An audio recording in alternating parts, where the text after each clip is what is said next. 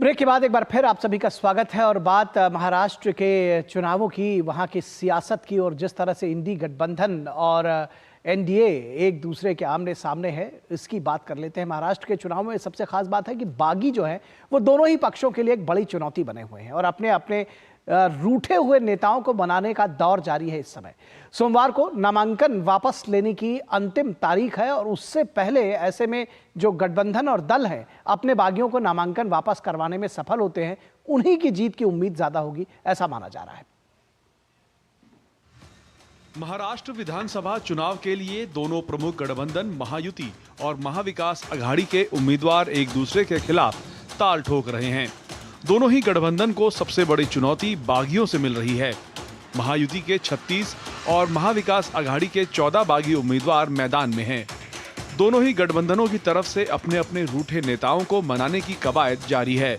सोमवार को नामांकन वापस लेने की अंतिम तिथि है। ऐसे में जो गठबंधन और दल अपने बागियों के नामांकन वापस करवाने में सफल होते हैं, उनकी जीत की उम्मीद ज्यादा होगी। इस बीच महाराष्ट्र भाजपा अध्यक्ष चंद्रशेखर बावनकुले ने बागियों को नामांकन वापस नहीं लेने पर पार्टी से निकालने की चेतावनी दी है। मुझे विश्वास है कि भारतीय जनता पार्टी का जो हमारा जो स्थान है वो मां की जगह है। जो लोग नामांकन वापस लेते हैं उनका हम सम्मान करेंगे, पार्टी उनका सम्मान करेंगी। अगर जो नामांकन वापस नहीं लिया, पार्टी के खिलाफ लड़े, उनको 6 साल के लिए पार्टी के दरवाजे बंद किए जाएंगे। महाराष्ट्र विधानसभा चुनाव में एक बार फिर से असली और नकली शिवसेना के सुर सुनाई देने लगे हैं। राज्य की कुल 288 विधानसभा सीटों में 49 सीटें ऐसी हैं जहां शिवसेना के 2 धड़ों के बीच सीधी भिड़ंत है। मुंबादेवी विधानसभा क्षेत्र से शिवसेना उम्मीदवार शाइना एनसी ने कमाटीपुरा में घर घर जाकर चुनाव प्रचार किया।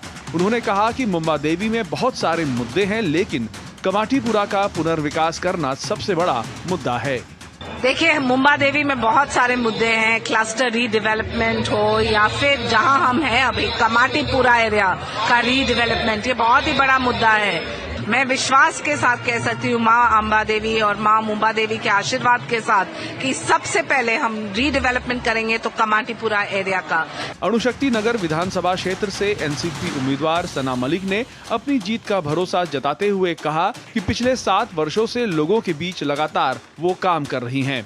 हमारे जितने प्लान थे वो एग्जीक्यूट हो चुके हैं। आने वाले कुछ दिनों में हमें उसके रिजल्ट दिखने लगेगा।